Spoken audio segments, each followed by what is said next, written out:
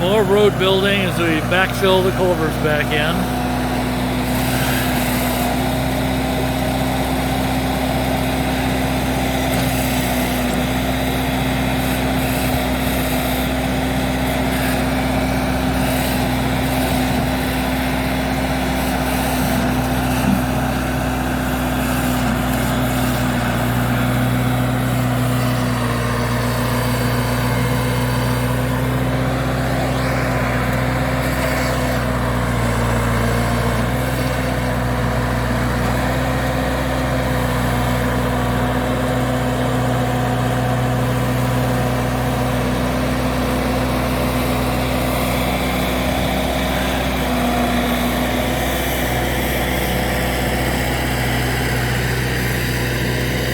Culvert, I checked it with a level as we placed it in, and it's got a little slight downhill grade, hardly noticeable on the level, but it's at least going downhill.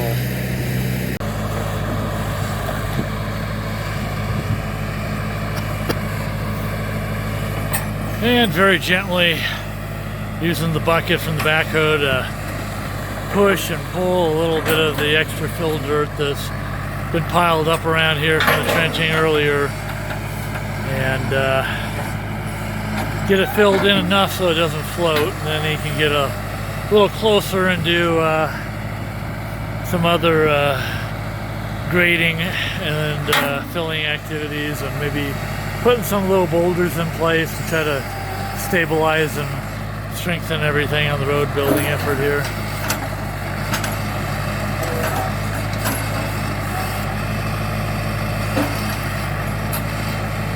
Well, it turned out to be a beautiful day this weekend in Mountain Air.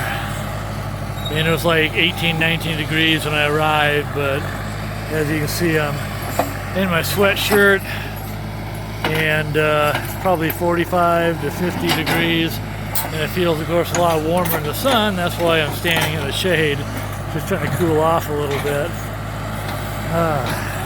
This intense New Mexico sun is just kind of unbelievable at times, how comfortable you can be. I mean, when it's like 65 degrees, I can be wearing shorts and a t-shirt, you know, or even 55 degrees, shorts and a t-shirt, as long as I'm in the sun. Clearing the downhill, downstream channel here.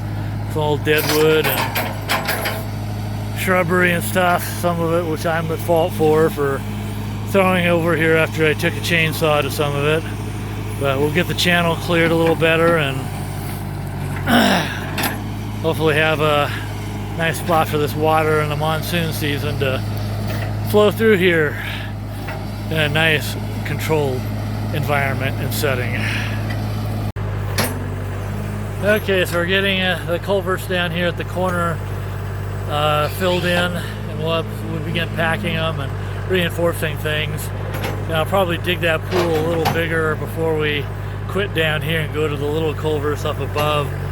But I just had to add that no matter how much we try, Mother Nature will create its own path through this. We can try to nudge it, give it little hints on where we want it to go, provide what we think is a better path, but Mother Nature will usually find its own. I kind of think of this akin to what I do on the regular weekdays in the database programming world. We have little concepts in programming called hints, where we can tell the database engine to try to follow this path because we think it would be better. And of course the engine has its own little optimizations internally and how it works and what it does, and usually makes up its own mind and doesn't always take our hints. Sometimes it just throws them away. Well, Mother Nature is kind of like the same thing here. We'll try to do the right thing and try to give it some good ideas, but unfortunately the sun's kind of in the way here a little bit, but you can kind of see the front loader doing a little spreading job, trying to also compact a little better coming through this corner. And of course the culverts are in, the bigger 24 inch, but it's pretty small in comparison to the galvanized ones we were putting in earlier, but gives us more of a smoother road at the moment. There's still a lot more road grading work to be done, I think. Some base material brought in and compacted, and before we even get around to putting a couple inches of some nice gravel on it to pretty it up. But we'll be back in a couple, 3 weekends when we can get more time from another backhoe operator in this area that has a bigger piece of equipment and a claw on it, or thumb, or whatever they call it, that can grab these boulders and quickly put them in place and help us stack them. So looking forward to that in a future episode. One of the common problems, two-wheel drive, backhoes get stuck. You got to spend some time maneuvering the back arm or the little hydraulic lifts down there behind the back wheels, and then load up some heavy load in the front and adjust that up or down to adjust the weight so they can get a better grip, or even maneuver the whole unit like backhoe operators today's doing, just shifting it around, trying to get in a good spot where his two back rear wheels can get some good traction and get out of the little trench he's in. So here we are doing the upper two little small culverts, the 18-inch diameters. They're still 20 feet like everything else, and they're more than long enough in this particular spot anyway to trench across the road, because it's so much more narrower through here. It's probably just 10 feet wide, 12 feet at the most. And with this digging it we'll be doing, I'm sure we'll still have plenty of culvert on each side of the road, even if we go a little off perpendicular, which in this case I told the backhoe operator to go ahead and just dig it kind of diagonal a little bit, 20, 30 degrees off of perpendicular here. And one bucket width should be more than wide enough to just get these culverts in place, and then we just find some little extra soil around and get it packed down in place, and we should have a nice smooth drive through here in the future instead of these horrible bumps we got to hit. Even in four-wheel drive, it doesn't help. The bumps still are painful, especially for the poor truck. Like to take good care of our little baby. And so the digging's going pretty fast. I mean, we're quickly getting to the middle of the road, and my goal is to just simply, once the trench is done, run up there and grab the little culvert there. It's really lightweight. I don't even think it's 100 pounds, and I can just roll it right in and have the backhoe operator just cover it right back up, and then on to the next one. Then we'll be done for the weekend, I think. So this is the final result of the two 24-inch culverts there. These bad boys there, 1 and 2. Put them in parallel together after a recommendation of the water flow through this little channel from another road worker. Anyway, it's packed good enough. I can get the truck or any of our vehicles over this, I think. And up to the build site. Now we're just getting the last two little culverts up above behind me, closer to the entrance of our driveway, in place. And I'll get some more shots of that. Okay, here we go. Getting the dirt back over the little culvert here.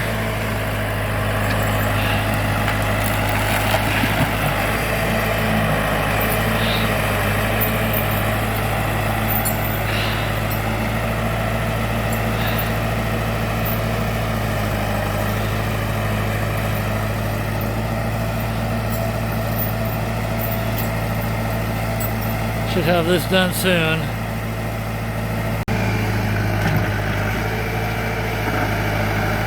Yeah, rocking and a rolling. Getting this done pretty fast. Happy way to end a Saturday night. Unfortunately, it's pretty dusty out here right now. machine kicks up quite a bit of dust from the road too, and some of the dirt. But we should be there real soon, and then off to the last little one. So as we dig across here, we're just doing a straight little shot across the driveway perpendicular to it. As you can see below my feet here, the old runoff would go kind of diagonal across the road, and we could probably make that work, but you know, we really should do this right. So we're digging it straight across and making sure the water is directed accordingly, and hopefully Mother Nature will be happy with this little hint and change of direction. Hey guys. Oh, I'm so tired. I've been doing some manual moving dirt around the hard way here. Just try to fine tune some little ruts that I've seen, and backhoe operator managed to scoop me up a little dirt to work with. And excuse me, that old COVID cough just never wants to go away. No, seriously, I'm sure I don't have COVID. Just nasty being out in the cold weather all the time. Just taking a hard hit on me. Anyway, we're working on that last culvert, getting it in. Nice little trench going straight across the upper part of the driveway here, close to the road. Just one little spot where there's lots of runoff that we just want to control a little better. And then all the culverts will be in at the end of this episode. I can hardly wait. I bet you can't either. This is something. Cheers. Thank you for watching an episode of Nature Preserve Life in Mountain Air, New Mexico. If you'd like to follow along and support our channel, please press the subscribe button and gong that bell to be notified. After all, it's free. Free is a very good price. In the future, we will plan to focus our episodes on our eco-friendly build of earthen construction and dark night astronomy, that big guy there, and tourism of the regional area, as well as establishing a Patreon account for the sole support of wildlife in Deer Canyon Preserve. So stay tuned. Cheers.